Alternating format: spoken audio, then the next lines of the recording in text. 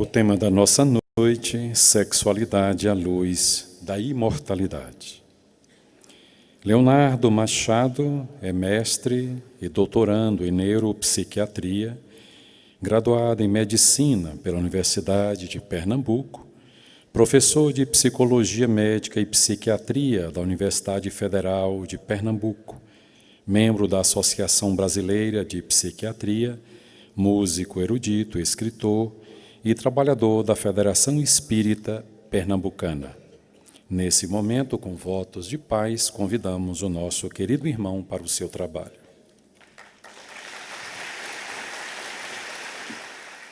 Queridos amigos, queridas amigas, uma boa noite. Um abraço fraterno da terra do frevo e do forró de Luiz Gonzaga, na Bahia. Ainda hoje de manhã, nós em casa comemorávamos um mês de nascimento ou renascimento do nosso segundo filho, o Guilherme. E vindo aqui para a Vitória da Conquista, lembrava-me de uma dessas noites recentes em que, colocando aquele pequeno garoto para dormir à noite, nesses plantões paternos, rememorava a própria existência e me dava conta que eu era novo demais, eu sou novo demais e com tantas responsabilidades. Por isso que eu queria quebrar pouco o protocolo e, de público, dizer da minha gratidão nesse início de trajetória reencarnatória.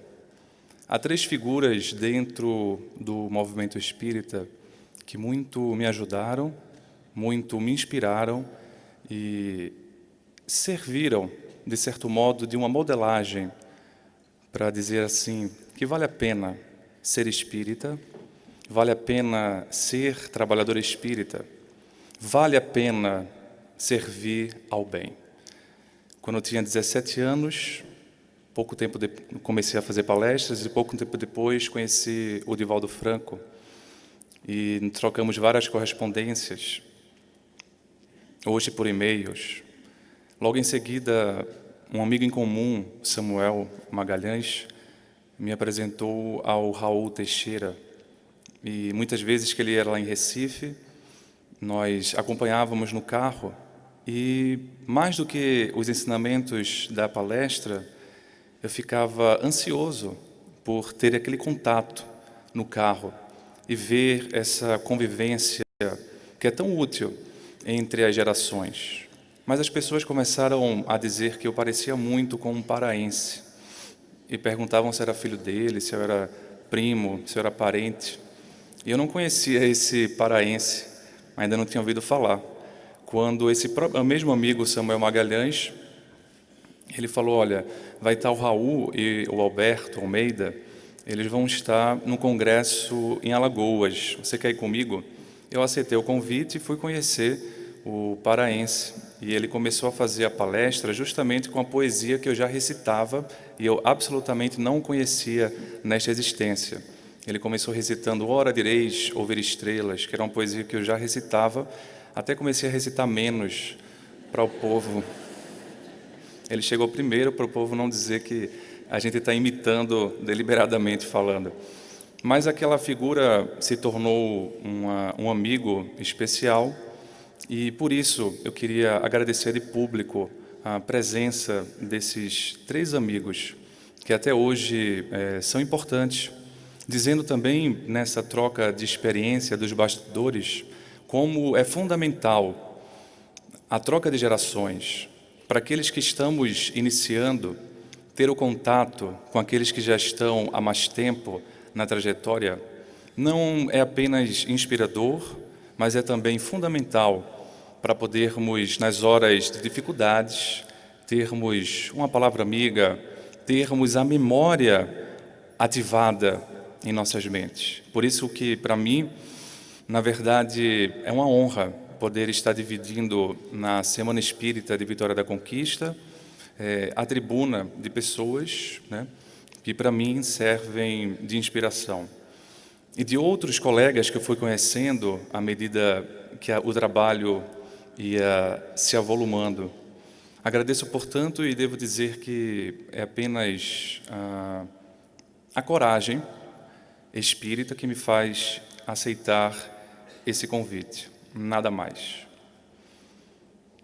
Essa temática é por demais complexa e devo dizer que não é apenas de teoria que queríamos traçar comentários nesta noite, porque nascendo em uma família espírita, é natural que, lidando com a própria sexualidade, questionamentos, alguns até feitos para o próprio Raul, me recordo de um encontro espírita em Recife, em que foram alguns trabalhadores e algumas questões que permeavam as dúvidas na minha cabeça, eu colocava para o colega mais experiente, para que ele pudesse me dar algum norte.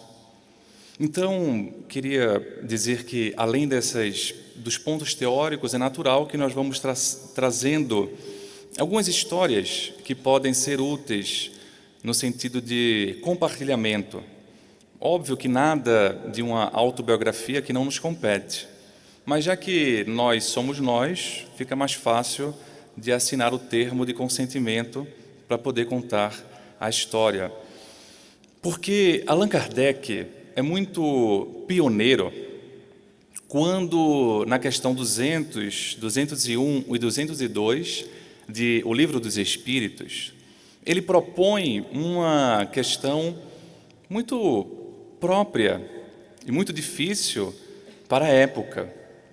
Estamos falando de um período mesmo anterior à própria formação do pensamento analítico freudiano. Estamos falando de um período em que a sexualidade era ainda confundida com o sexo, o ato, era ainda confundida com uma série de questões e geralmente com uma série de preconceitos. E Allan Kardec pergunta: os espíritos têm sexo? E essa pergunta abre um pioneirismo e uma coragem sem tamanho. E os benfeitores respondem de modo sucinto, algo que é muito difícil responder em poucas linhas, e dizem: não como vocês entendem. Porque para pensar no sexo como nós conhecemos, do ponto de vista humano, é necessário uma organização biológica. No entanto, há entre eles alguma coisa. E os benfeitores complementam assim: há entre eles um amor, uma simpatia. Há entre eles uma conexão baseada no amor e na simpatia. O espírito pode, então, reencarnar numa reencarnação como homem e na polaridade masculina, e em outra futura existência, numa polaridade feminina? E os espíritos dizem que sim, porque, na realidade, ele não tem um sexo do ponto de vista do polo viril ou polo feminil definido ad eterno. E o que faz ele escolher tal ou qual reencarnação, em tal ou qual gênero, é, na verdade, a natureza dos testemunhos, a natureza dos aprendizados, a natureza das provas, das expiações, muito mais do que um sexismo, digamos assim, do ponto de vista da nossa mentalidade. Então, Allan Kardec comenta as questões e faz um resumo dizendo que os espíritos não têm sexo. Há entre eles essa energia. E aí, na primeira questão que fica muito evidente nessa pergunta que salta aos nossos olhos, é a proposta de que dentro do nosso interior, dentro da nossa vida psíquica, nós temos esses dois polos, essas duas esferas, que às vezes elas se apresentam muito bem caracterizadas em um casal, por exemplo, em que ele, apesar de ser biologicamente homem, ele tem uma sensibilidade muito maior, que é muito mais característica da polaridade feminil, e ela, apesar de ser biologicamente mulher, ela tem um jeito de falar, um jeito de andar, uma característica muito mais viril. O caso mais famoso, digamos assim, é o do próprio Frédéric Chopin. Ele, um pianista e um compositor muito sensível, chamado O Poeta do Piano. Era uma alma feminil, uma alma sensível. E quando ele vai para Paris e começa a sua carreira mais internacional, ele conhece uma escritora que se denominava George Sand. E ela se vestia, inclusive, com um terno, com uma calça, muitas vezes, no momento em que as mulheres tinham que vestir obrigatoriamente aqueles vestidos longos. A mulher não vestia calça naquele momento. Muito menos você encontrava, nesse período, mulheres muito famosas pela questão artística. E ela era uma escritora famosa. Então, eles dois se juntam. E o Chopin, muito mais feminil, uma alma muito mais sensível, e a George Sand, uma alma muito mais viril. E narra, talvez de modo anedótico, mas narra-se que, em determinada noite, uma goteira pingava na casa de Chopin e de George Sand, e então aquela goteira começou a incomodar a esposa. E enquanto ela se incomodava, Chopin começava a ter uma intuição de compor um novo noturno. E enquanto ele, inspirado pela goteira, compõe um novo noturno, ela vai, pega uma escada e resolve o problema da goteira. É um comportamento muito mais pragmático, um comportamento muito mais, entre aspas, viril, que ela teve do que o de que Chopin teve. Porque esse polo feminil nos dá a possibilidade, sobretudo tendo essa maior possibilidade de desenvolver uma maternagem, desenvolver também esse polo da nossa sensibilidade, esse polo de demonstrar mais as nossas emoções, as nossas sensações, a nossa afetividade. Enquanto até do ponto de vista cultural, o homem tende a guardar, a se reservar. E fica então essas duas perspectivas. Eu vejo isso no próprio lar. Quando eu conheci a minha esposa, a gente foi uma vez na praia e fomos com uma bola de futebol. E ela me disse, eu adoro jogar bola, adoro jogar futebol. Mas eu não sabia que ela era muito boa no futebol. E eu fui tão bom jogador de futebol que eu consigo contar nos dedos o número de gols que eu fiz na minha vida toda. Porque eu sempre joguei no gol ou na zaga, né? E quem é zagueiro ou goleiro é porque não é bom atacante, né? Isso, geralmente, pelo menos como se diz, na pelada do futebol, né? Naquele racha do futebol.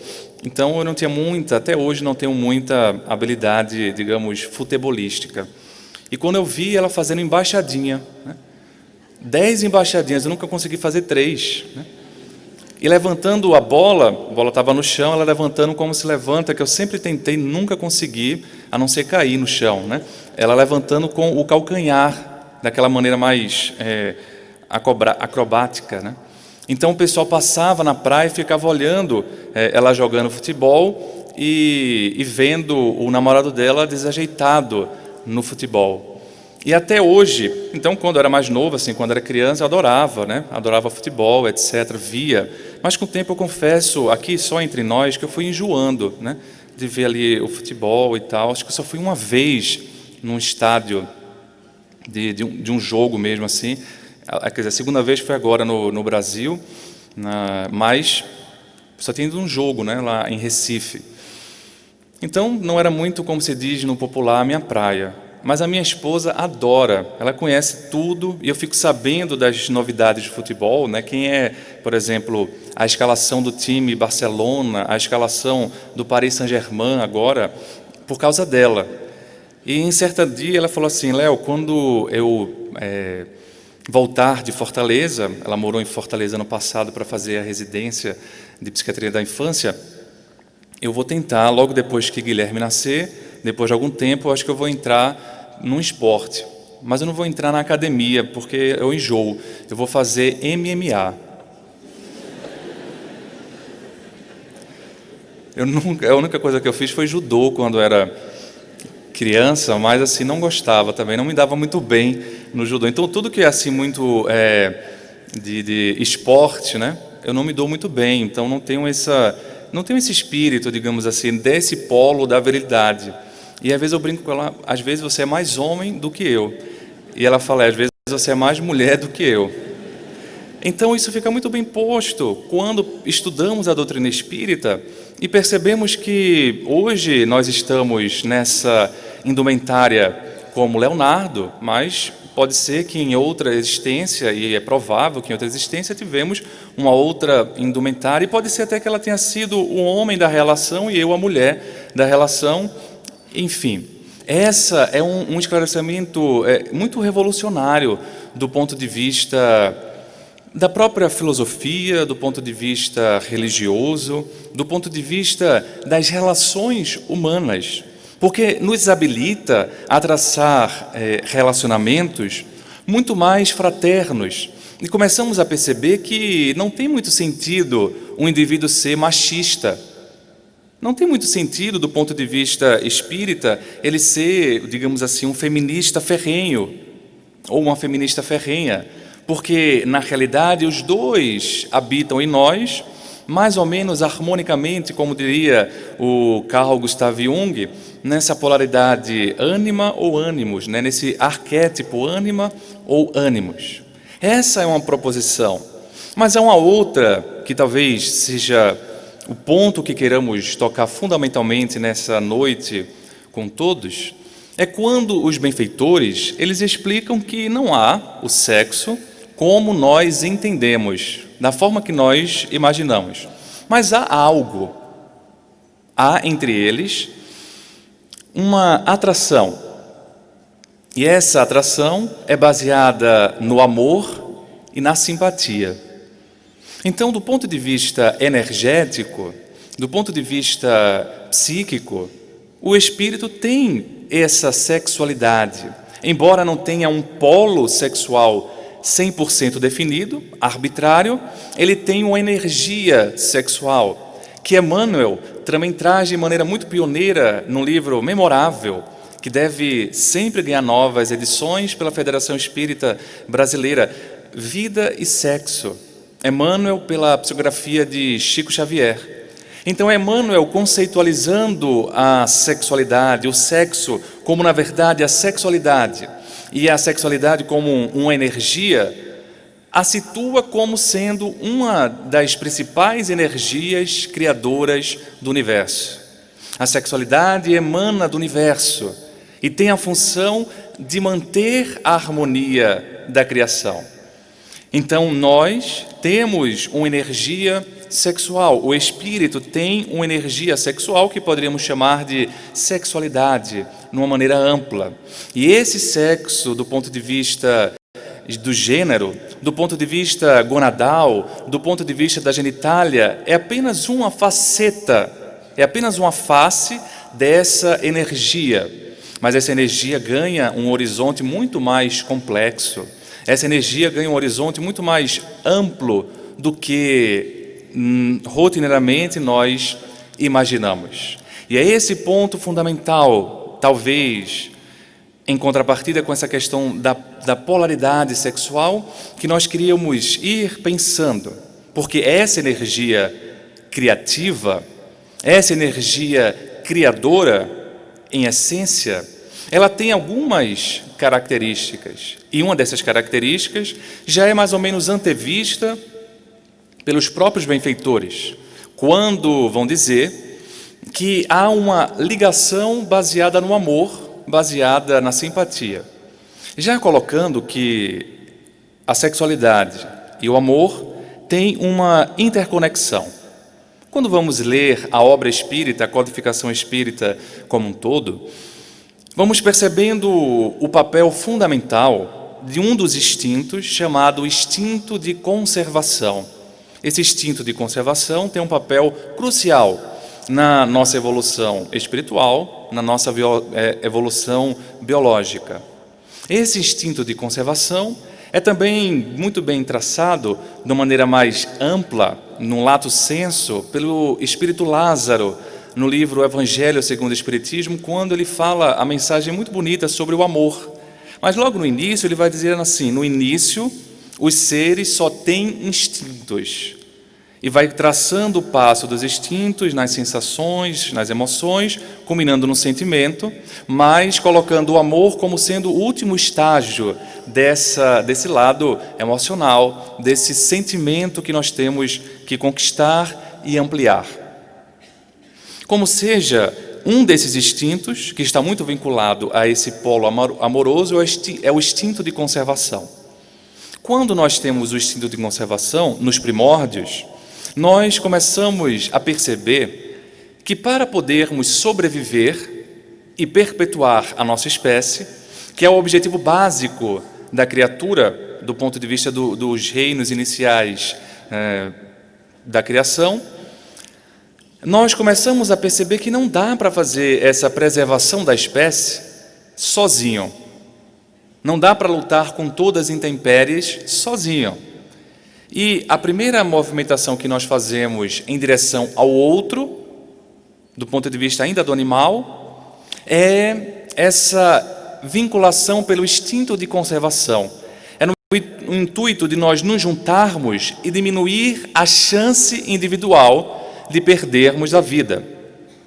Porque eu, se fosse enfrentar o meu predador sozinho, eu teria assim, vamos supor, 60% a 70% de chance de vir a falecer, a morrer. No entanto, se eu me junto com outras criaturas, esse 70% de chance que era para mim sozinho, ele se dilui entre várias pessoas. Então, o risco individual diminui e muito. É óbvio que, no grupo, muitos vão perder a existência, mas, individualmente, esse risco diminui. Então, nós nos juntamos como um imperativo do instinto de conservação, e, quando eu me junto ao outro, eu começo me juntando para preservar a minha espécie, também procriando com o outro. Esse instinto de conservação, ele também faz, no início, que a gente comece também a querer preservar os nossos, digamos, prazeres. E, em geral, nós começamos a nos juntar com o outro pensando primariamente em nós. Pensando na espécie, mas primariamente em nós. E, obviamente, que nessa trajetória evolutiva, é natural que os primeiros encontros com o outro sejam muito mais para satisfazer a minha satisfação pessoal de prazer. Então, é uma ligação mais egoísta, mais egóica, e uma ligação que vai mais vinculada pelo orgulho, digamos assim. Mas, com o tempo, esse orgulho vai se transformando numa coisa chamada auto-amor. Esse orgulho vai se transformando no amor próprio. E o amor próprio é fundamental. Quem disse não é apenas, digamos assim, a psicologia, a psicanálise, de forma alguma, já quem falou foi Jesus. É preciso amar a Deus, né? Amar ao próximo e amar a si mesmo. Porque se eu não tenho esse ingrediente do amor próprio, do amor a mim mesmo, eu não tenho matéria-prima também para amar o outro, porque eu nem sei basicamente o que é amor. Quando nós começamos a engatinhar na trajetória do amor, nós amamos primeiro o outro que está introjetado em nós.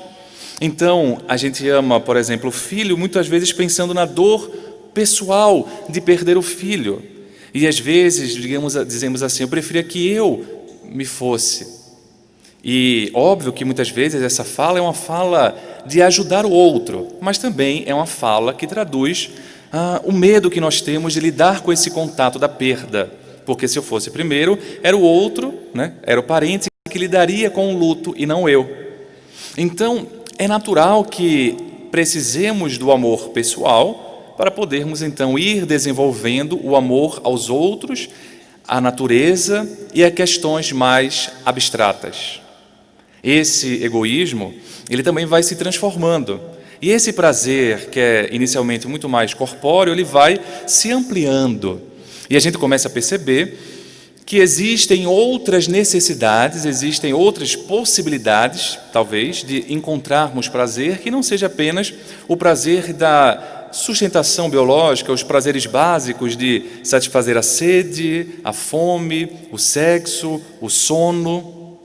começamos a perceber que existem outros tipos de prazeres. Não foi à toa que um dos filósofos, Cícero, né, estimulado pelo estoicismo, vai falar dos prazeres maiores, dos prazeres menores. Mas sem adentrar nessa questão, é muito interessante percebermos que essas áreas cerebrais, inclusive, que nos dão a possibilidade de sentir prazer, elas não são específicas. Há uma área cerebral do prazer sexual, há uma área cerebral do prazer da comida. São áreas semelhantes, né? É o chamado circuito do prazer, que vai de uma região chamada área tegmentar ventral do nosso tronco encefálico, vai até uma região chamada estriado ventral, chamado núcleo accumbens, e vai até a parte anterior da nossa cabeça, chamado córtex pré-frontal. Então, esse é o circuito do prazer que está, digamos assim, alterado nas dependências químicas, nas dependências comportamentais, mas é o princípio neuroanatômico, o princípio neuronal, o princípio da circuitaria cerebral básico. Já nos traduzindo que nós temos outras possibilidades de adiar, por exemplo, a gratificação, de adiar a necessidade de sentir prazer imediato. E, aliás, um cientista muito inteligente fez uma pesquisa pioneira falando sobre essa capacidade de adiar a gratificação, né, de conseguir adiar a recompensa e o desfecho final de ter ou não sucesso em vários aspectos na vida. E o que ele fez? Ele fez o famoso teste do marshmallow. Ele colocou lá crianças, né, na frente de uma mesa com um marshmallow aberto e disse assim: olha, você pode comer o marshmallow. No entanto, se você não comer, você vai ganhar um segundo marshmallow. Mas para ganhar o segundo marshmallow, ou seja, uma quantidade de prazer maior, você vai ter que esperar eu voltar a abrir a porta. Então, o que acontecia? Algumas crianças, a pessoa fechava a porta, ela já comia o marshmallow, não conseguia esperar nada. As outras conseguiam esperar, e muitas, tem vídeos, pode ser assim, teste do marshmallow no YouTube, você vai encontrar um vídeo muito engraçado de uma criança que ficava assim, olhando, né, acariciando o marshmallow, mas ele não comeu o marshmallow, ele ficou acariciando, olhando, botou o marshmallow perto do rosto, mas ele conseguiu segurar a onda que vinha para sentir mais prazer. E quando vem no final, então, ele ganha 2 marshmallows. E o que esse cientista fez? Ele acompanhou essas crianças ao longo hoje já de 4 décadas, 40 anos. E aquelas que conseguiram adiar a gratificação, elas também tiveram mais sucesso na vida. Elas também tiveram um fator de resiliência maior. Porque na vida nós não podemos ter tudo sempre na hora que desejamos. Aliás, quase nada que nós desejamos é logo na hora. E porque se for na hora, nós vamos criando um verdadeiro indivíduo narcisista, do ponto de vista patológico do termo, que não consegue esperar. Os outros servem para ele. Como um senhor me disse: olha, eu acho que eu peguei pesado. A minha esposa me deixou, mas eu acho que eu peguei pesado. Por que o senhor acha que o senhor pegou pesado? Não, porque ela sabe que eu sou pontual. E às 7 horas da manhã, eu tenho que ter a relação sexual. Se for 7h10, eu não já tenho mais. Ela estava dormindo, como é que pode? Que desrespeito é esse? Ela estava dormindo de 7 horas da manhã. Então eu fiquei com raiva, fui no banheiro, peguei um balde, enchi de água e joguei nela. E ele falou assim: eu acho que eu peguei pesado, velho. Um transtorno de personalidade narcisista, né, que acha que o mundo gira em torno dele e as pessoas apenas existem para satisfazê-lo. Conforme nós vamos crescendo, amadurecendo do ponto de vista emocional, vamos saindo dessa visão que gira em torno do nosso eu e vamos ampliando a nossa conceituação. Então, essa energia criativa, ela tem essa primeira característica. Essa energia criativa chamada sexualidade ou energia sexual, ela tem essa característica de criar vínculos, fazer com que nós queiramos nos vincular ao outro, queiramos viver em sociedade, às vezes no início de maneira apenas a satisfazer o eu, mas com o tempo amadurecendo, com o tempo ampliando a nossa noção de prazer, ampliando a nossa noção de convivência. Mas se os benfeitores dizem, Emmanuel corroborando ou ampliando a visão nesse livro Vida e Sexo, que nós temos essa energia é patrimônio do espírito, é porque essa energia sexual nos acompanha, assim como outras características, ao longo da nossa vida espiritual, ou seja, ao longo dessa imortalidade. Como consequência, nós também, ao longo desta existência, nas várias fases que nós temos, nós também já temos essa energia sexual em nós. Eis aí a profundidade, né, e o pioneirismo, porque falar hoje que a criança tem uma sexualidade, falar hoje da libido na infância é muito mais simples, porque o Freud, né, o Sigmund Freud, ao fundar a psicanálise, demonstrou todos esses conceitos, essas manifestações. Mas Allan Kardec pergunta antes, e os benfeitores respondem antes.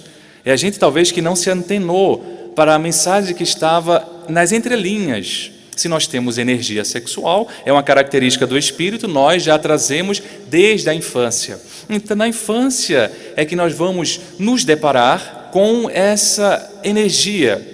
No entanto, é uma manifestação bem diferente da manifestação que nós iremos desenvolvendo ao longo da adolescência, ao longo da primeira fase adulta, ao longo da nossa velhice, enfim. Ao longo das várias etapas, essa sexualidade ela se apresenta com desafios, com características, com possibilidades diferentes.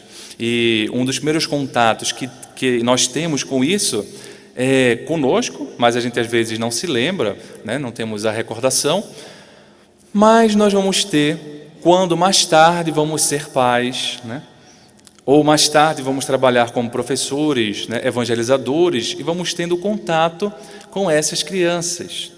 E o primeiro ponto fundamental, mas também muito difícil, é nós agirmos com naturalidade diante dessas questões. Por que é difícil agir com naturalidade? Eu evoco uma fala de Paulo, que não tem nada a ver com a sexualidade, mas que nos ensina o porquê é difícil. Ele fala assim: quando eu era criança, quando eu era menino, eu pensava como criança. Quando eu cresci, agora eu penso como um adulto. Agora eu vejo em parte, mas então eu verei face a face, na epístola famosa aos Coríntios. Então, é óbvio que agora, na fase adulta, nós não estamos, espero eu, pensando como criança, né? A nossa forma de entender o sexo, a nossa forma de entender a sexualidade modifica-se. Então, essa maneira mais espontânea, essa maneira mais de naturalidade da criança lidando com a sexualidade é muito, às vezes, impactante, né? Porque as crianças, às vezes, fazem perguntas, eu disse às vezes, só para animar aqueles que vão ser pais, mas é quase sempre, são perguntas que a gente não sabe responder, e são assim quando você não está esperando, né? Você não estudou antes o assunto para poder depois responder, mais ou menos como se diz, no supetão, no impacto. Então, uma dica que a gente vai então percebendo é o que a gente faz no trabalho médico, né? As informações chegam até nós e é natural que o paciente ele tenha uma fantasia: não, eu vou contar tudo para o senhor porque o senhor é médico. E na figura do mito, né, da sociedade, o médico é quase um ser assexuado, né, quase um ser amorfo que está acostumado com tudo. Mas tem muitas histórias que nos impactam. Mas imagine só que alguém vai contar a sua história e é uma tragédia sem fim. E aí ele fala para mim, eu faço: ai meu Deus do céu. Ou então ela fala e eu fico impressionado. E eu faço assim um suspiro. Então a gente aprende a perceber, né, o que a análise chama de contra-transferência, ou os pensamentos, as emoções que aquilo gera em nós, e elaborar, né? Elaborar de uma maneira mais madura e voltar para o paciente de uma maneira mais trabalhada. Então, não é que não nos impacta, né? Não é que não gera alguma coisa. É óbvio que com o tempo, você lidando com muitas situações, aquilo gera menos impacto, aquilo, enfim. Mas a gente vai aprendendo a fazer o chamado controle da contra-transferência, digamos assim. E eu vi que isso é útil demais para educar criança e, diga assim, lidar com naturalidade. Quando a minha filha, né, 3 anos e 3 meses, eu fui dar banho nela no dia, e ela falou assim: papai, olha, olha. E quando eu virei, ela estava assim com a mão na genitália abrindo. E falou: olha, papai, tem um buraco aqui. Obviamente, eu nunca escutei aquilo, eu não escuto aquilo todos os dias, né? Então aquilo causou impacto, né? Porque na visão dela é uma visão de criança, é uma visão de menina de 3 anos, descobrindo, né, as partes do corpo. E então eu olhei e uma possibilidade era: fecha isso, menina, tira a mão daí, isso é feio. Mas se eu falo isso, eu estou demonstrando subliminarmente que o sexo, a sexualidade como um todo é um tabu, que o sexo, a sexualidade como um todo é algo sujo, é algo que não se deve olhar, algo que não se deve ver. Não foi isso que eu aprendi dentro dos livros espíritas, não é isso que a gente vê dentro da nossa área profissional. Então o que eu fiz? Eu olhei assim, segurei o impacto e esperei ela dar o complemento. Eu falei: pois é, minha filha, e o que é que tem? Ela falou: é diferente do seu. Não precisei dizer nada, só complementei: é diferente. Ela estava percebendo a diferença anatômica, né? Começando a perceber as questões dela, as questões do papai, e percebendo as diferenças. Por isso que nessa semana, domingo agora, a gente dando banho no Guilherme, colocando lá no balde. É um balde, mas se chama ofurô. É um balde de plástico, e a gente colocando lá o Guilherme no balde, e vindo então, aí estava minha esposa, eu, a minha mãe e meu pai. E chegou então Bia, da aula de evangelização, e ela falou: eu quero dar banho em Guilherme. Eu sentei aqui, aí ela sentou no meu colo, e eu comecei a dar banho com ela. E ela então pegando a água e colocando a água no cabelo dele. Pegando a água e colocando a água no cabelo dele. Mais tarde ela pegou e colocou no braço. Aí depois ela olhou para baixo e viu: é diferente, papai. Posso lavar também? Também não é uma pergunta assim. O que é que vem automaticamente na cabeça de um adulto? É uma mulher tocando na genitália de um homem. Mas essa mulher é irmã do homem. Então os 4, veja: o meu pai, a minha mãe, que é psicóloga, a minha esposa, que é psiquiatra da infância, e eu, que sou psiquiatra.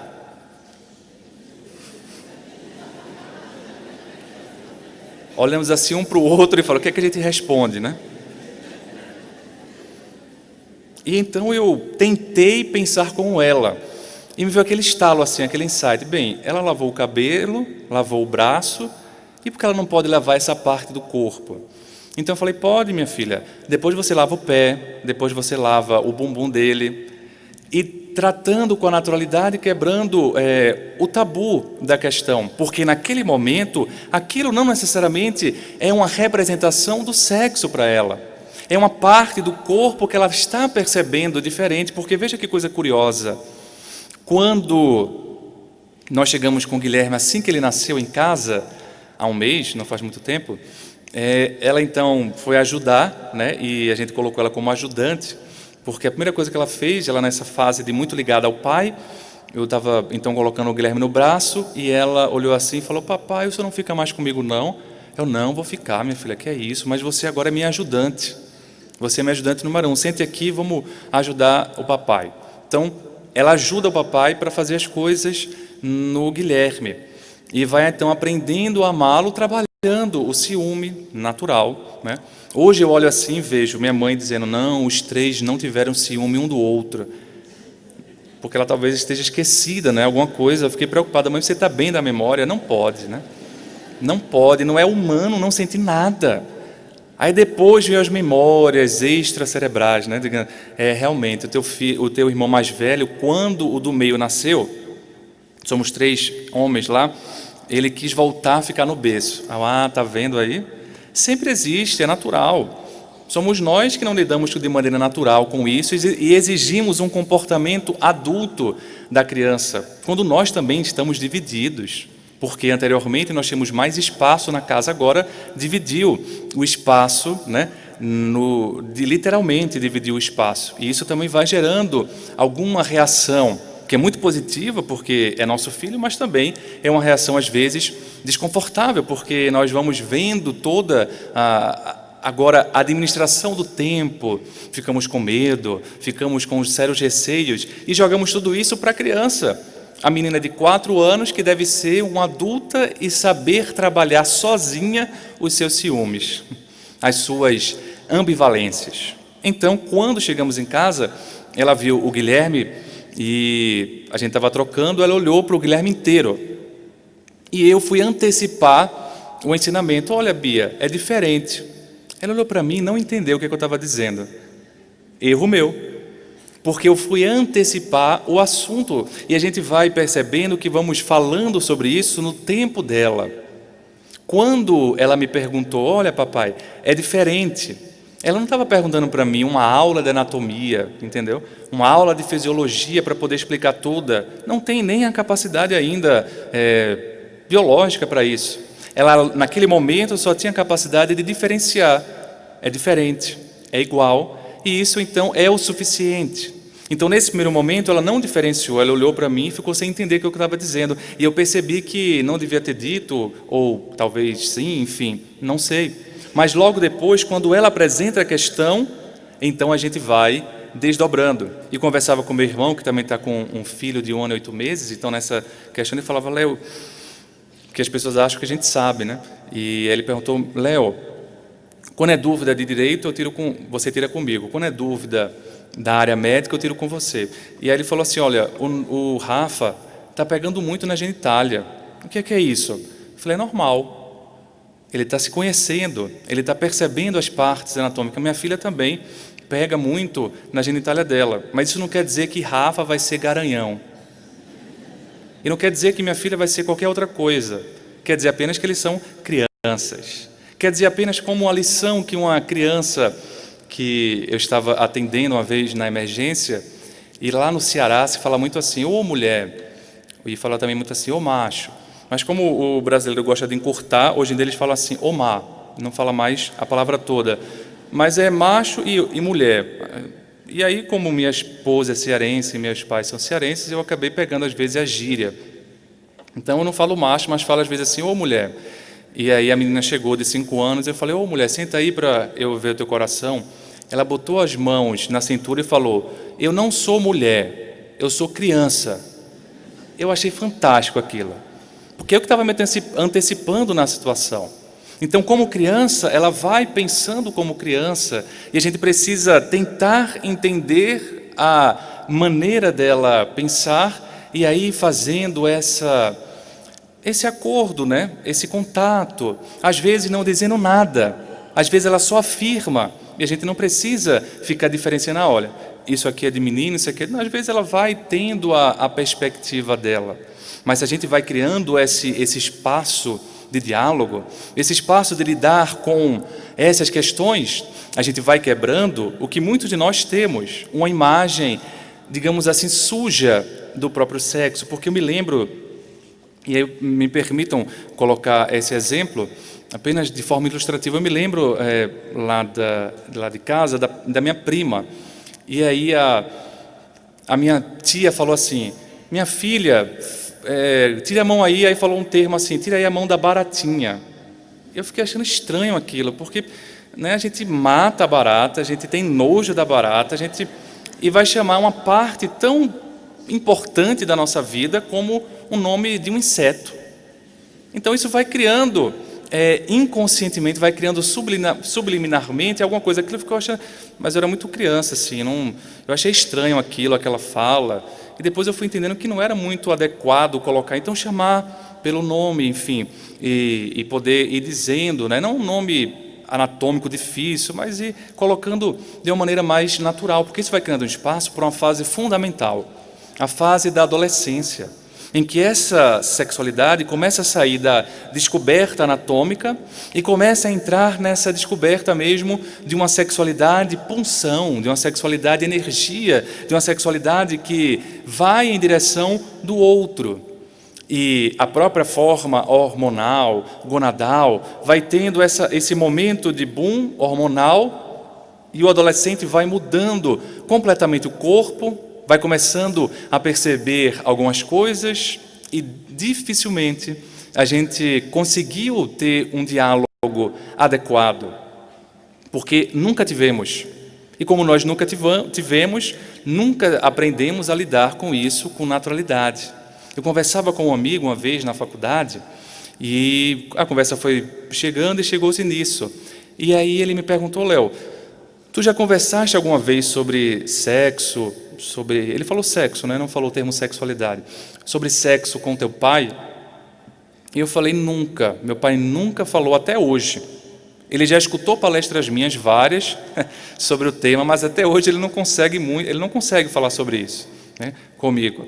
Então ele não soube, ele não teve isso, né? Então ele não tem essa perspectiva. Isso não o transforma em um pai inadequado, mas enfim, é uma questão que ele não trabalhou nele, né? E consequentemente não trabalhou com os filhos. E aí meu amigo falou assim: lá em casa também não. E estávamos no carro voltando para casa e tinha mais ou menos 5 homens sentados e falou: poxa, ninguém também conversou comigo. Então veja, eram 5 ali, agora os estudantes universitários, que nunca tinham tido uma informação dentro do lar. E aí meu amigo falou assim: olha, mas recentemente, acho que faz 1 ano ou 6 meses, não sei bem, meu pai veio ter uma conversa. Mas eu achei meio tardio, eu já estou com 20 anos de idade, ele veio ter essa conversa comigo. E além de tardio, eu achei assim um desastre, Machado. Ele me chama de Machado, né? Eu achei um desastre, Machado. E eu fiquei meio traumatizado, era melhor que ele não tivesse vindo falar comigo sobre isso. E eu, como é que foi a conversa? E ele narrou: olha, é porque faz mais ou menos 6 meses, eu acabei o namoro, e esse namoro já fazia 6 anos, então eu passei minha adolescência inteira com ela. Mas sabe como é que é, né? Aqui entre nós, entra na faculdade, o namoro que resiste vai casar. Porque geralmente, no primeiro período acaba, né? O mundo se abre, e o dele foi mais ou menos assim. E aí meu pai ficou preocupado, porque agora eu estava solteiro, então ia para as boates e podia ter relação com outras pessoas. Antigamente ele sabia onde eu ia, sabia a hora que eu voltava, e ele ficou preocupado. E o pai dele é uma figura sui generis, assim, ou engraçada, como queremos chamar. Na época ainda existiam locadoras de vídeo, né? Você alugava fita ou DVD, e aí quando era final de semana, muitas colocavam promoção. Aí o pai dele entrava na locadora para alugar 2 filmes, mas na promoção dizia: se você levar o terceiro, você leva 2 de graça. Aí ele sempre ficava: poxa, a promoção, aí ele levava 5, mas ele só tinha tempo para ver 2. Então era um lazer para ele ver filme, mas isso se tornava um estresse, porque ele tinha que terminar de ver, mais ou menos quando você está no supermercado e tem uma promoção assim, né? Sei lá, geralmente é iogurte, 60% do preço, né? Bem mais barato, só que vale até amanhã. Aí você compra um monte de iogurte e fica lá, você comendo iogurte até enjoar. Não tinha necessidade, é mais ou menos isso que acontecia com o pai dele. Então ele ficava assim, uma maratona, eles iam almoçar em família e ele ficava controlando o tempo. Tá, olha, tá bom, vamos voltar para ter mais 2 filmes para ver ainda, senão não vai dar tempo. E aí ele estava nessa cena e estavam lá a família vendo o filme, porque às vezes ele colocava assim para fazer a atividade de família, ele meio que obrigava a família para poder fazer essa coisa de família. Aí a mãe saiu para o quarto, e aí esse meu amigo foi até a cozinha pegar água, e ele falou assim: Machado, meu pai entrou na cozinha. Ele entrou assim meio desconfiado, assim meio como se tivesse feito alguma coisa errada, meio sem saber o que falar. E ele falou assim: meu filho, sabe como é, né? Você está solteiro, é perigoso agora, essa questão e tal. Aí, olha, eu quero dizer para você que você use camisinha. Aí, preservativo. Aí pegou um bocado de preservativo. E aí o filho falou assim: não, pai. O filho ficou meio chocado, assim, porque eram muitos preservativos. E aí o pai também ficou chocado, porque o filho não pegou. Ele falou: não, pai, eu não quero. Não, pegue. Não, pai, eu não quero. Aí a mãe escutou aquele barulho e falou: o que está acontecendo aí? Aí todo mundo ficou com vergonha e o pai jogou, né, os preservativos no filho, né? E bateu no peito dele e caiu no molho de tomate. E ele falou, essa foi a conversa, Machado. Não foi uma conversa, né? Foi quase um desastre gastronômico. Então nós não temos, às vezes, esse diálogo. E aí vamos criando uma série de dificuldades.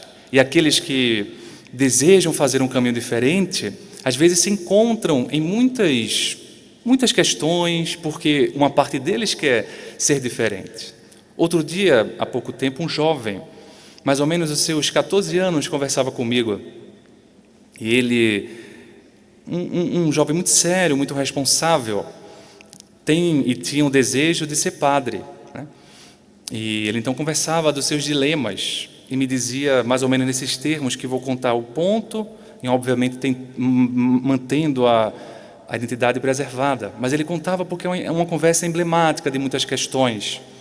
E ele conversava assim, poxa, quando eu comecei com 13 anos, eu senti que Jesus me chamava, eu senti um chamado assim para trabalhar para Jesus, e comecei a cultivar a ideia de ser padre. Eu comecei a mudar, né, de comportamento. E, obviamente, eu segui a Bíblia nos preceitos do catolicismo à risca. E, segundo os preceitos, tem vários pontos lá. Eu comecei, às vezes, a me excluir, porque eu achava que os outros eram inferiores, porque eles não estavam no mesmo ponto. Até que eu conversei com um padre, e o padre falou, não, meu filho, é para você viver no mundo, não é para você se excluir. Você ainda é jovem, você não é melhor do que os outros. Será que você não está...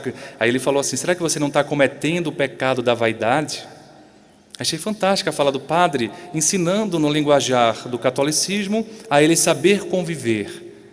Não é porque ele tem as convicções dele que o torna melhor do que o outro. E ele precisa saber conviver. Então ele disse que mudou. Mas ele tinha uma questão, como muitos de nós temos, quando temos uma coragem, às vezes querer ser autêntico. E às vezes achar que temos que a todo tempo dar uma prova de fé. Ah não, isso aqui é um testemunho que eu tenho que dar. Ele então contava para os amigos todos, né, as suas convicções e dizia assim, olha, eu quero me casar sem ter nenhuma relação sexual. E chegou um momento que ele também falava que não podia se masturbar na visão da religião dele.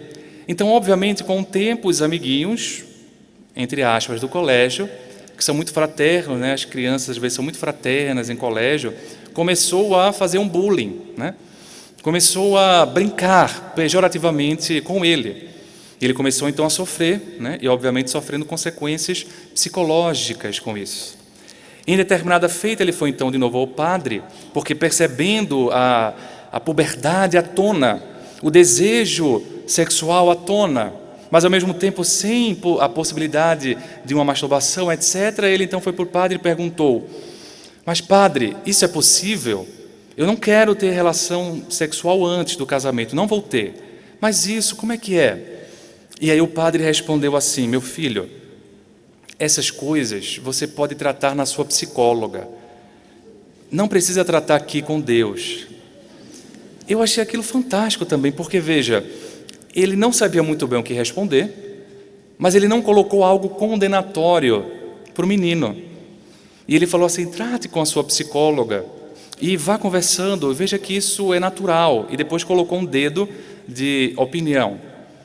E ele então falou, o padre falou isso, então eu conversei com a psicóloga e isso eu já estou mais tranquilo, eu não me culpo tanto. Porque ele ficava se culpando a cada desejo, a cada pensamento, a cada vontade, ele ficava se penitenciando. Não mais a penitência física, mas a penitência mental, né? De culpa, a penitência da ruminação, enfim. Já diminuiu a angústia em parte do jovem.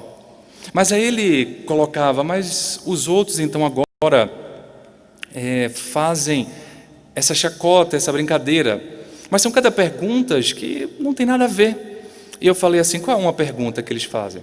Por exemplo, eles me colocam assim no canto e falam, olha, se você tivesse que escolher, ou você nega a Deus, ou então você tem relação antes de casar, o que é que você escolheria? E ele, mas olha que opção besta, opção, ele falava assim, estúpida, porque não vai acontecer isso. E eu falei, mas por que você acha que eles perguntaram isso? Porque eles queriam me ver nessa situação de ridículo. Exato. Nós falamos, e conversava para ele, que respeitamos as diferenças. E estamos numa época de amor ao respeito às diferenças. Mas quando encontramos um jovem como esse, que também é diferente nos tempos atuais, não sabemos respeitá-lo. Não sabemos respeitar as convicções. É óbvio que no início ele também teve a conduta de não conseguir conviver, mas depois ele mudou. E os coleguinhas do colégio, então, Mas se todo mundo for perguntar para os colegas, eles vão dizer que não tem preconceito. Eles vão dizer que não, eles são mente aberta. Como o jovem diz, não, é cabeça aberta. Como é cabeça aberta se não consegue respeitar esse indivíduo? Este jovem que tem as suas convicções, tem as suas visões. Então, eu lhe respondi, eles fizeram isso porque você acabou se tornando um objeto de curiosidade. E como um objeto de curiosidade, eles ficaram então testando, fazendo várias perguntas. E ele então me dizia, E então falava para ele, meu amigo, meu jovem, eu quero dizer para você que eu entendo muito bem o que você está dizendo. Não falei para ele, mas as mesmas questões da sexualidade vivenciamos no momento da adolescência. E então disse, eu sei muito bem o que você está vivenciando. Eu quero lhe dizer que você pode ter a sua privacidade. Não se preocupe, você vai ter o seu tempo certo de dar testemunhos da sua fé. Mas não precisa buscar esses testemunhos de forma um tanto quanto masoquista. Não precisa. Porque você vai contar a sua intimidade para alguém que não vai entender? Apenas para acontecer isso? De você virar um objeto de curiosidade, um objeto estranho no grupo? Não, guarde a sua privacidade. Se você deseja continuar a ser padre, continue. Vá se vinculando, vá observando, vá conhecendo, converse com pessoas da sua igreja, vá amadurecendo essa ideia, mas não precisa se expor.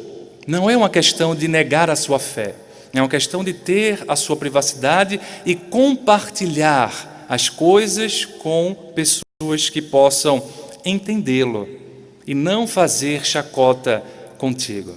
Então quer dizer que eu posso contar no acampamento jovem de católicos? Eu falei, olha, mais ou menos, né?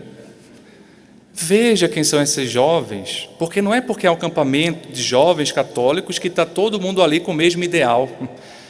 E como é que você sabe? Você foi alguma vez? Não, não fui para acampamento de jovens católicos porque eu nasci no Espiritismo, mas eu fui para acampamento de jovem espírita. E é mais ou menos igual, né?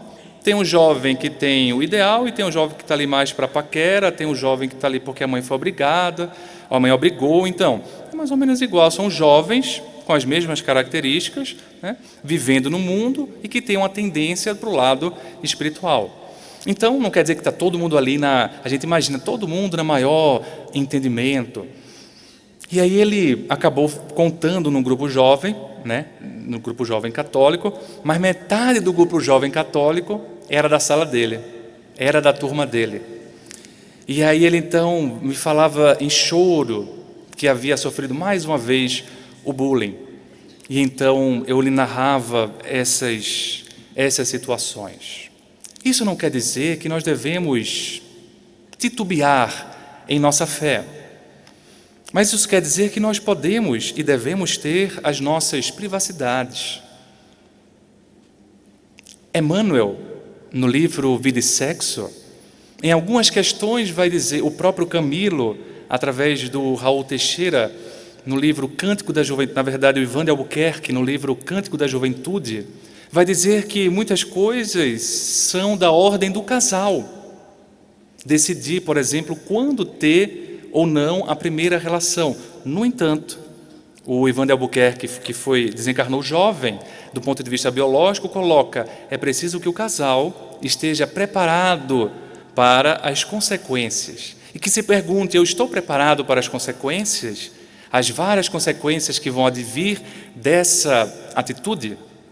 Então, nessa perspectiva, Eu me recordei porque foi também com 13 anos que eu me lembro que eu vi assim, eu nasci no Espiritismo, mas foi com 13 anos que eu, digamos assim, senti um chamado, né? Aí eu achei, já estou velho, veja, eu já estou velho, agora eu tenho que trabalhar. Aí eu comecei a fazer campanha do Quila, evangelização, e naturalmente, depois de 4 anos, comecei a me colocar lá na palestra, na Casa Espírita. Eu me recordo que quando eu estava com 14 anos, eu tive uma situação muito peculiar de vivenciar. Então, eu já estava evangelizando fazia 1 ano, e quando eu estava com 14 anos, uns amigos chamaram. Eu sempre cresci muito rápido, assim, a altura, né? E aí, era um pouco mais alto do que todo mundo, nunca aparentava a minha idade. Eu sempre aparentava um pouco mais, não pelo meu rosto, mas pela altura, porque o rosto é muito jovem, mas a altura indicava uma idade maior. E aí, então, os amigos de 18 anos falaram, vamos para um show de forró? Eu adoro dançar forró. Então, bora. Aí fomos todo mundo, um amigo de 18 anos, dirigindo o carro. E lá pelas tantas, hoje eu acho que, antigamente eu achava assim, foi o sopro do capeta. Hoje eu acho que foi o sopro, né, do obsessor ali, alguma coisa articulada. E aí eles falaram assim, olha, vamos para o show de forró, não? Vamos para a casa tal. E era um bordel. Veja que mudança de rumo, né? E estávamos às 10 horas da noite em Recife, e na época não tinha celular, quer dizer, tinha celular, mas estava começando a se ter celular. E geralmente a casa só tinha um celular, e o celular era maior do que o telefone fixo, né? Então você andava geralmente na bolsa, carregando um peso, então eu não tinha um celular comigo. E eu fiquei rezando, sabe, por favor, muda de ideia. Aí comecei a chamar os benfeitores lá da Casa Espírita, faz com que eles mudem de ideia, etc. E quanto mais eu rezava, mais eles queriam ir. E aí um deles falou assim, Léo, você vai, né? E eu falei, olha, eu acho que eu não vou não. Mas rapaz, vá. Eles sabiam que eu era espírita. Ele falou assim, você não vai para o umbral, não. Eu falei, não é questão disso, é porque eu não estou afim, eu não gosto muito desse tipo de divertimento. Ele, não, olha, foi a maior insistência para eu sair e ir para um local que aconteceu. Um colega que era amigo, mas era meu colega, aquele amigo do amigo, sabe? Ele falou, rapaz, eu queria que tu fosse hoje. Nunca fez esse convite. E aí eu fiquei rezando, o que é que eu vou fazer? Porque eram 10 da noite em Recife, que assim, não é tão tranquilo, sabe, em questão de violência. E aí eles então pararam no posto. Eu falei, opa, essa é a deixa. Eu desci, peguei um orelhão, liguei a cobrar e falei para o meu irmão, olha, irmão mais velho, ele já dirigia. Falei, olha, eles estão querendo fazer isso, eu não quero ir. Você pode me pegar aqui? Ele falou, pode, onde é que você está? Eu estou no posto tal. E então eles vieram perguntar, e tu vai? Eu falei, não, meu irmão está pegando, fique tranquilo, vocês podem ir, eu não vou atrapalhar a festa de vocês, mas eu não quero ir. Ele falou, mas rapaz, você não vai para um umbral, vamos. Eu falei, não, eu não vou. E ele está certo. Respeitaram, eu também não fiquei querendo fazer pregação espírita, aula de evangelização para ninguém, cada um que se salve, né? Já é difícil a gente evoluir, eu vou querer salvar o outro, veja, eu não tenho esse cacife todo, né? Então, fiquei em silêncio, até por uma questão de autopreservação, meu irmão me pegou. No outro dia, ninguém fez uma pirraça em relação a qualquer questão de minha orientação sexual, etc. Respeitaram pela conduta, pela questão do respeito que se impõe. Eu contei essa história num grupo de jovens espíritas, de um acampamento espírita, e o jovem disse assim, Léo, olha, você poderia ter ido. E eu, como é que eu poderia ter ido? Não, você ia e rezava. A gente gosta de se enganar, né? E eu falei, olha, eu não sou Chico Xavier, né? Que foi para um bordel e daqui a pouco estava fazendo o evangelho no lar com todo mundo. Eu não tenho essa luz toda para contaminar a turma nesse nível. E se eu fosse rezar, eu tenho que rezar olhando para baixo, né? Porque era um bordel, então tinha uns shows lá. Então, se é que é para eu rezar olhando para baixo, para que eu vou? E ele é verdade. Então, há situações em que a gente vai ter esse momento de, mais do que pela fala, pela nossa conduta, demonstrar o que nós somos, o que nós acreditamos. Não precisamos ficar todo o tempo, digamos assim, reafirmando a nossa fé. A gente reafirma, sobretudo, pelos nossos atos. Se somos, por exemplo, da academia, não precisamos querer converter todo mundo. A nossa vida vai falando da doutrina espírita em nós. Mas às vezes a gente é muito complicado e a nossa vida faz uma contra-propaganda, não é de perfeição, mas é de complicação, sabe, de coisa mesquinha, de coisa assim, de julgamento. Às vezes nós somos muito duros uns com os outros, não sabemos conviver socialmente, em sociedade. E uma das páginas que mais me chama a atenção nesse capítulo é a página do Evangelho. Viver no mundo, sem ser do mundo. Não somos convidados, com a proposta espírita, a fazermos novos, digamos assim, enclausuramentos. Somos convidados a viver a fé espírita no nosso rincão, no nosso lar, no nosso trabalho. É natural que encontros como esse servem de ânimo, servem de nova inspiração, servem para ver que não estamos sozinhos, mas o nosso labor, o nosso campo de trabalho, sobretudo, não é nas quatro paredes do Centro Espírita apenas, é no mundo. E eu fazia uma palestra essa semana e uma tia de um ex-residente nosso falava assim: olha, o fulano te adora, ele te admira tanto, mas você sabe que ele é ateu. Eu falei: eu sei, mas ele é um jovem fantástico.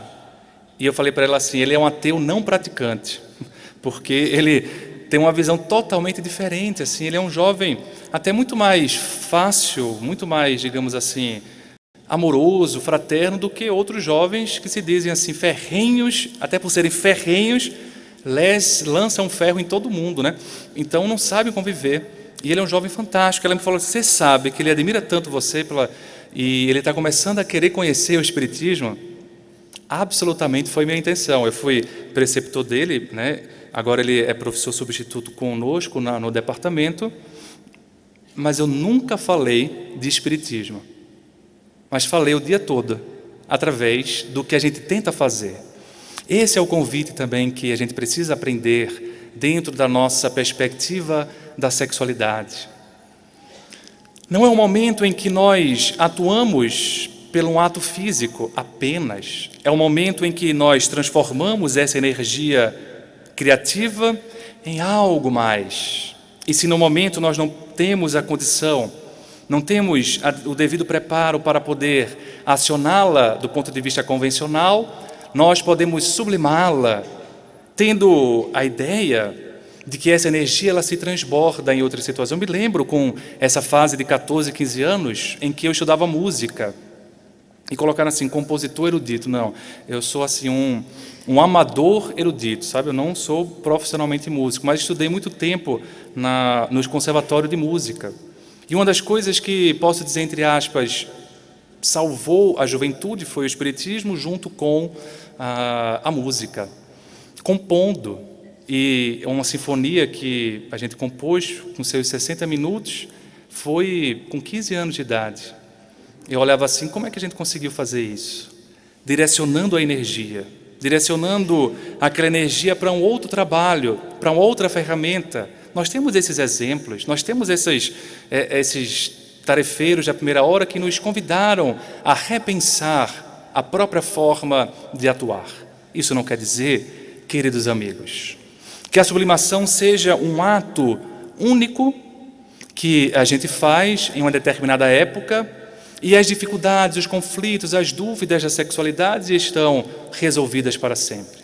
Se a sexualidade é uma energia, e se essa energia está no espírito, ela está em nós ainda hoje, em todas as fases da nossa vida, com cada um dos seus desafios. Então, é natural que as ideias, é natural que os desejos venham. No entanto, com o nosso entendimento, nós vamos sabendo ou não direcionar esse desejo. Não devemos, portanto, nos castigar pelos impulsos que são naturalmente biológicos da nossa existência, que são até mesmo os testes, que são até mesmo, às vezes, provações, mas devemos saber lidar conosco, aceitando essa esfera e direcionando-a para o trabalho, direcionando para a criação familiar, sem a velha desculpa de que a carne é fraca, E a gente vai colocando essas desculpas e vai vendo, por exemplo, que, como diz, não lembro o livro, mas uma página bonita de Emmanuel, de todas as dificuldades da Terra, muitas já mudaram. Hoje não é natural os cristãos serem mortos no circo. Ninguém se contenta mais com a barbárie. Mas de todas essas dificuldades, a prostituição permanece ainda presente nos dias de hoje. Quase da mesma forma, quase da mesma maneira do que nos tempos bíblicos, dos tempos do cristianismo inicial. Hoje temos um novo desafio, porque a partir dessas ondas da internet, nós temos a conexão. Ao mesmo tempo que falamos aqui, pessoas de outro lado de Vitória da Conquista, em outro país, nos escuta. E isso nos dá uma responsabilidade e um desafio a mais. Como um amigo me disse, eu fui surpreendido outro dia. Um coleguinha de 6 anos, do meu filho de 6 anos, foi lá para casa e eles começaram então a colocar na internet, nos sites de busca, um bocado de nome de artista. Aí lá pelas tantas, um mais assim, mais impulsivo, digamos assim, falou, olha, vamos colocar o nome vagina. Colocou o nome vagina, 6 anos de idade, apareceu tudo até a vagina. E aí a mãe ligou furiosa. Como é que meu filho vai para casa, para sua casa e volta vendo pornografia? Ele falou, Léo, eu respondi assim, a senhora tem razão. Me desculpe, a partir de hoje eu vou colocar bloqueio do que meu filho pode acessar ou não.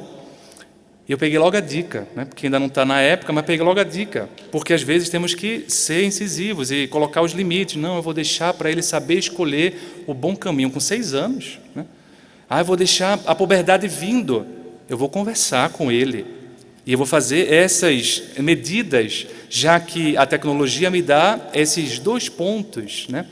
Por isso que essa pornografia de hoje nos fala ainda desse lado pornofônico, pornográfico, que nós temos, as músicas, que cada vez mais ganham sucesso.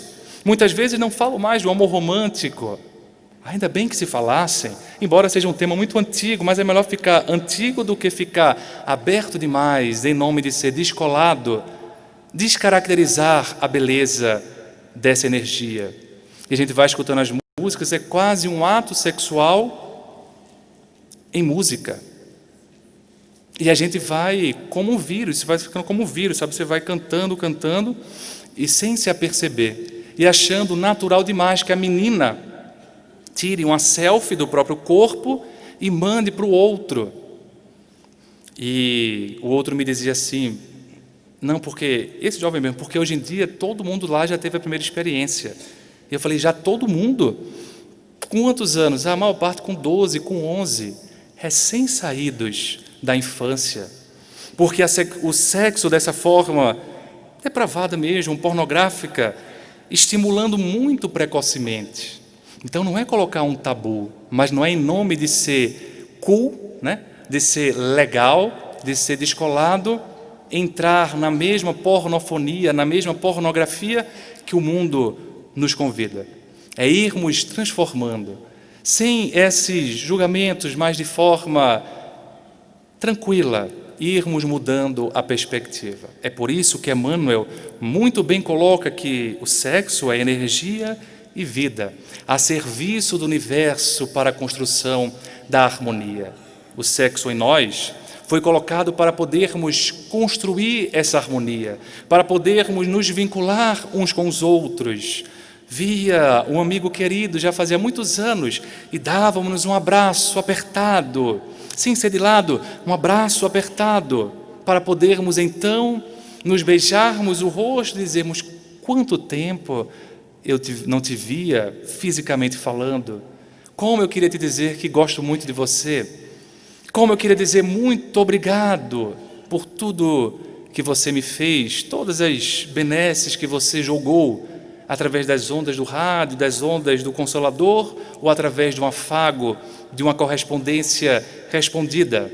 Se tivéssemos há 2 séculos, essa cena seria depravada, um homem abraçando o outro, beijando o rosto. Hoje é uma expressão da afetividade.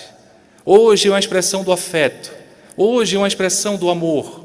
É uma expressão dessa energia sexual muito bem equilibrada, muito bem posta na relação um com o outro.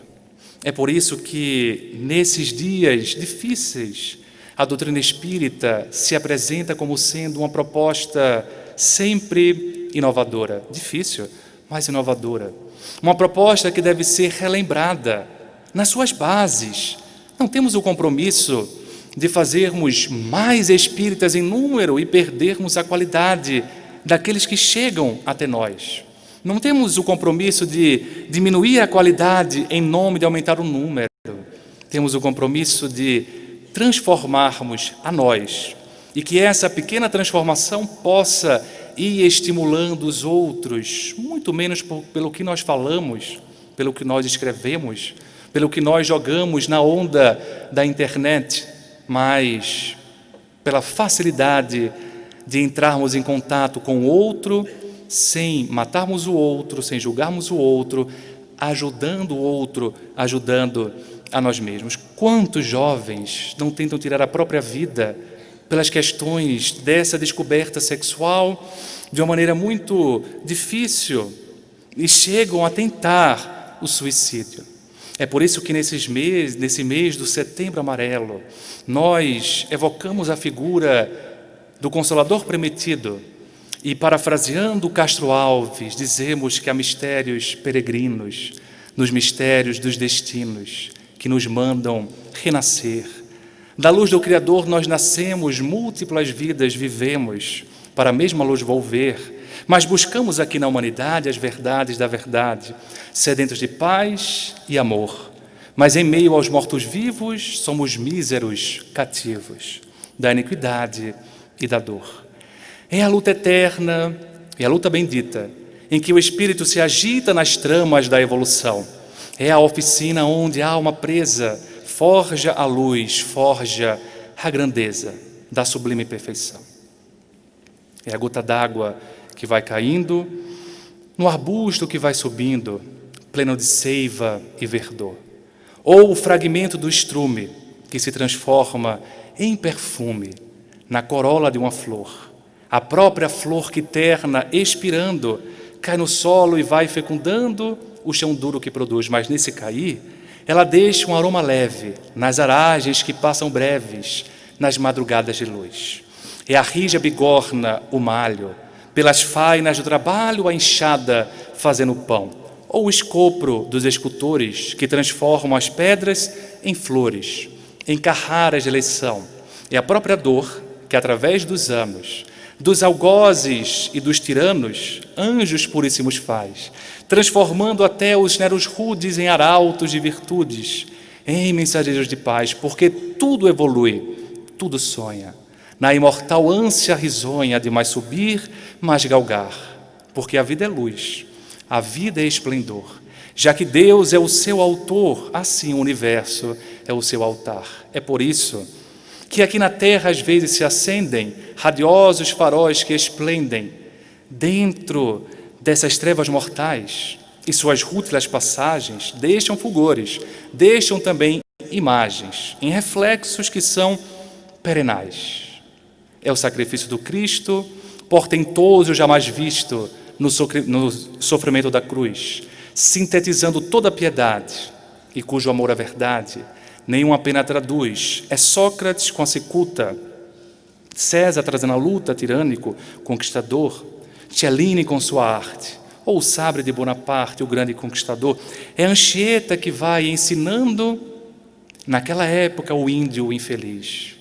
Ou, sobretudo, o exemplo de humildade, de extremosa caridade do pobrezinho de Assis. Benditos sejam, portanto, aqueles que o bem semeiam, benditos sejam aqueles que o amor ecoam, porque um dia também eles encontrarão a alegria, a paz, a aventura que tanto desejam nas sendas da evolução. É por isso que uma excelsa voz, nesses dias de conquista, ecoa, e no universo inteiro ressoa e nos diz: para frente caminhai. O amor é a luz a que se alcança. Tenhamos, portanto, Queridos amigos, tenhamos fé, tenhamos esperança. Para o infinito nós marchemos. Muita paz.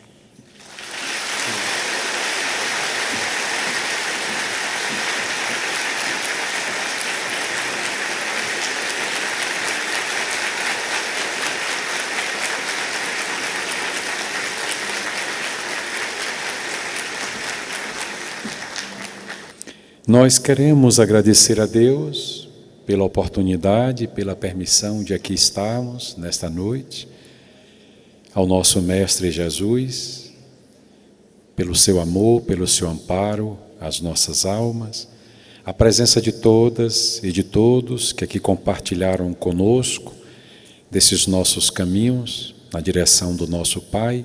Desejamos que todas, que todos tenham um bom final de noite, retornem em paz aos seus lares, e vamos convidar o nosso irmão Arilson Ferraz para o encerramento da noite. Desejamos uma boa noite e muita paz. Ouça, Jesus, quero te falar.